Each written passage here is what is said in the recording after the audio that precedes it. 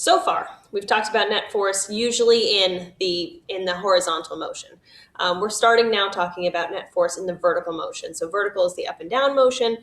So solving for net force in this way is going to be similar to the way that we've already done it. For the most part, we've talked about objects moving vertically. Usually there's some sort of an applied force, and then there's usually some sort of resistive forces, whether that's friction or air resistance. Let's just say in this case friction. We also know that there's usually going to be the force weight, and then equal and opposite to that often is force normal. So this is drawn as a free body diagram for an object in horizontal motion.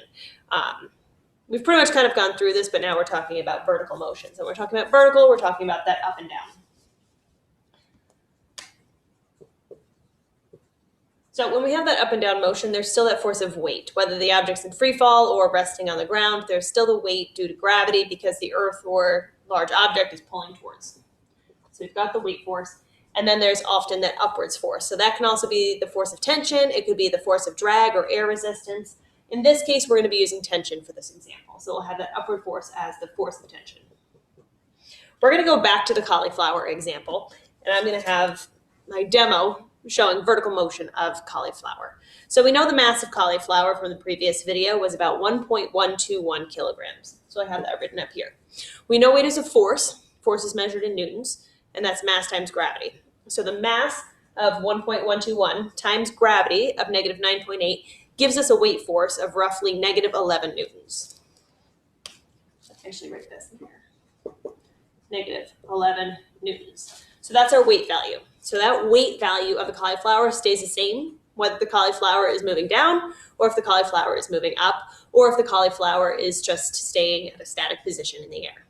Right now, as a free body diagram to draw this out, the weight force is equal to roughly negative 11 newtons, and the force of tension is also equal to negative 11 newtons. That right now gives the net force acting on the cauliflower a value of 0. If there's 0 net force, that means there's 0 acceleration. So what if we accelerate the cauliflower up? If my force applied, let's say from the force of tension, was equal to positive 15 newtons. Right now, the net force that would be acting on that cauliflower as it accelerated up would be equal to positive 4 newtons. Now there's a net force, that means there has to be an acceleration. If we know net force equals mass times acceleration, we can solve for that acceleration because we know that the net force, in this case, would be equal to positive 4 newtons divided by the mass of 1.121 gives us an acceleration value of roughly positive 3.6 meters per second squared. And again, it makes sense that it's positive, and the number that we're getting is positive because it's accelerating in the positive direction. So again, for the recap of that scenario, we have the cauliflower. Right now there's 0 net force, but I'm going to apply a force of about 15 newtons. So I applied that force of 15 newtons. It still had the weight force of negative 11 newtons, which is how we have our net force equal to positive 4 newtons. From that, and using the mass, we could calculate the acceleration. So what if I accelerate my cauliflower down? It didn't quite fall at the acceleration of gravity because there was a force acting up. In this case, that force acting up was from the force of tension from the rope hanging onto the cauliflower. So let's say theoretically, as it's accelerating down, it has a force positive value of about 3 newtons, positive 3 newtons. Its weight force is still equal to negative 11 newtons. That would give us, in that scenario, a net force of roughly negative 8 newtons. If we want to solve for that acceleration, we can take the net force divided by mass to solve for the acceleration. So if we have a net force of negative 8 newtons and a mass of 1.121 kilograms, now we have an acceleration of negative 7.1 meters per second squared.